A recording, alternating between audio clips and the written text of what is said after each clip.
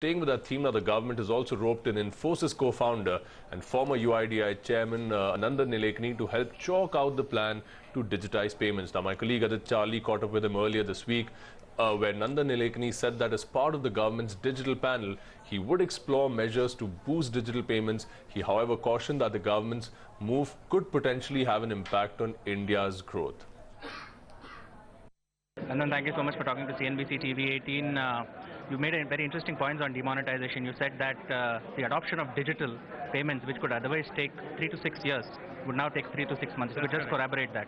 You know, basically, you see, we have a policy window which has opened up because the demonetization, there's a whole cycle of cash replacement which will take some time. So one very attractive option in front of the government is to accelerate digital financial services so that more and more transactions happen electronically. And now with, 600 million people having phones, if you can go online and do it, then it will reduce the pressure on cash and get the economy going. So I think when you have such a window and there's a huge amount of political energy behind that, it tends to accelerate things very fast.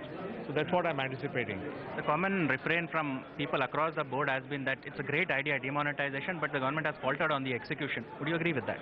Well, I try to focus on what is it creating, and as someone who has been propagating digital transactions for years, for me this is an opportunity. I understand there's a lot of hardship that people are facing. I'm not discounting that, but I see this as a window when we can get a lot accomplished. So I'm really focusing on that.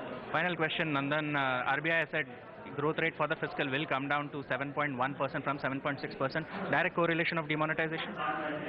No, I think you see what is happening is when you, liquidity in the system is reduced, and therefore people are not able to buy and sell as much as they could if they had cash with them. To that extent, yes, it could have a potential impact.